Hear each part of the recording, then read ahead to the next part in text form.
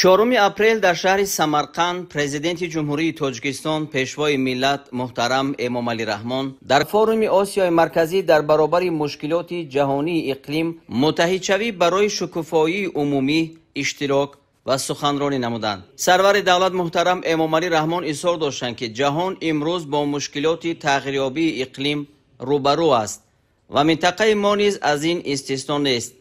تأکید گردید که عاقبت‌های فاجعه‌بار تغییریابی اقلیم به اقتصادیات و اکوسیستم‌های کشورهای ما ضرر کلان رسانده به حیات آدمان تهدید می‌نماید. پرزیدنت کشور ما محترم امامعلی رحمان از حجم سالانه مبلغ‌گذاری برنامه‌های اقلیمی در تاجیکستان یادآور شده تأکید نمودند که آن بیش از 400 میلیون دلار را تشکیل می‌دهد و در صورت پیامدهای بزرگ این رقم به 1.5 میلیارد دلار میرسد. اظهار کرده شد که در چنین شرایط تنها سعی و کوشش‌های یکجایی کشورهای منطقه و دستگیری جامعه جهانی برای برطرف سازی این مشکلات به ما کمک میرساند.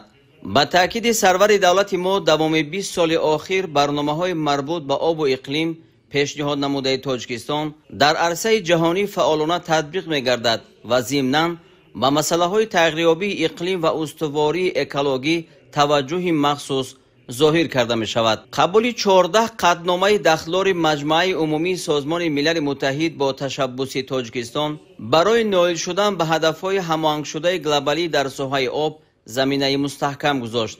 اظهار داشتند پرزیدنت کشور محترم امامعلی رحمان و تاکید نمودند که تشبث‌های جهانی ما اینچنین برای تطبیق هدفها از جمله هدفهای روزنامه رشد استوار برای تا سال 2030 مساعدت نمودند. دوره تاکید کرده شد بین انرژتیک و تغییریابی اقلیم رابطه زیج وجود دارد و رشد انرژتیک سبز میتواند قدم مثبت در راه حفظ اقلیم باشد. ذکر گردید که در تاجیکستان حالا 98% نیروی برق تا سال 2032 پورا به استحصال نیروی برق از منبع‌های برقرار شونده انرژی می‌گذرد. تأکید کرده شد که پریخ‌های تاجیکستان منبع اساسی ذخیره‌های آبی منطقه می‌باشند و 60% آبی آسیا مرکزی در حدود کشور ما تشکل می‌یابد.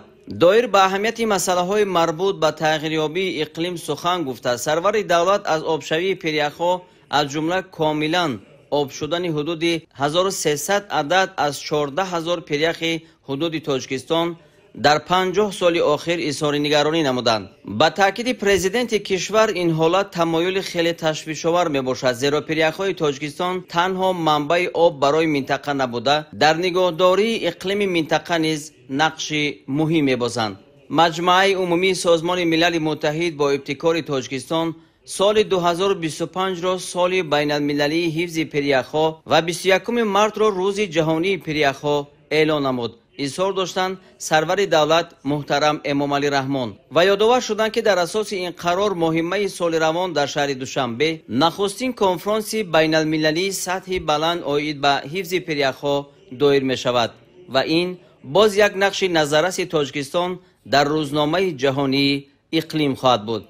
از اشتراکداران همایش برای اشتراک فعالانه در کار کنفرانس دوشنبه و در مجموع برای سهمگذاری در حفظ پریخ‌ها دعوت نموده پرزیدنت کشور اظهار اطمینان نمودند که نتیجه های کنفرانس دوشنبه و سعی و کوشش یکجایی کشورهایی که در کار آن اشتراک می نمایند بی‌شبهه برای برگزاری موفقانه کنفرانس کاپ 30 در برزیل در آخر سال روان نقش نظررس می‌گذارند. استفاده تکنولوژی‌های معاصر کم مصرف و مناسبت احتیاطکارانه به آب چون منبع مهمترین حیات شرط اساسی کم کردن تلفات آن شمارده شد. در این ضمن از جامعه بین المللی دعوت کرده شد که به مسئله افزون نمایی مبلغ‌گذاری چاره‌های مربوط به حفظ اقلیم و رفع عاقبت‌های آفت‌های طبیعی به کشورهای آسیب پذیر به خصوص کشورهای رو به ترقی تدبیرها بیاندیشند. جای تاکید خاص است که موضوع ساختمان و کار درآوردن نیروگاه راهن برای حفظ اقلیم تامین امن و ثبات و رشد استوار منطقه کنون در سطح جهانی صدا می‌دهد. ضرورت و اهمیت بزرگ این موضوع از جمله در سخنرانی‌های پرزیدنت کمیسیون اروپا اورسولا فون در لاین در هر دو همایش سطح عالی روز 4 اپریل سال 2025 در شهر سمرقند واضح و روشن تاکید گردید. کنون این ضرورت نه تنها از جانب تاجیکستان بلکه از جانب پیشروان جهانی امروزه تاکید می‌گردد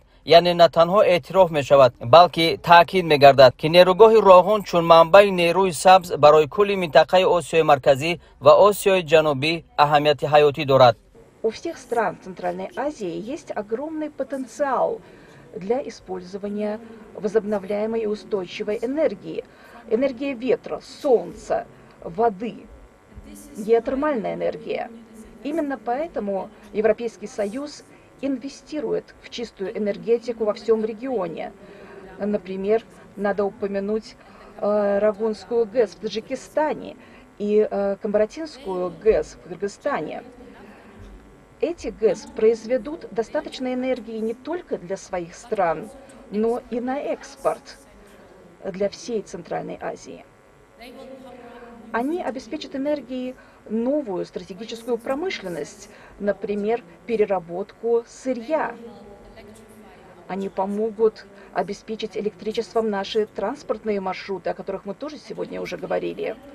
Они помогут производить чистый водород, который, возможно, будет экспортировать за границу. Таким образом, эти проекты принесут пользу всем. Они обеспечат нашу энергетическую независимость, улучшат торговые отношения, и они принесут пользу всей планете в целом, помогут защитить ее климат и ее природу.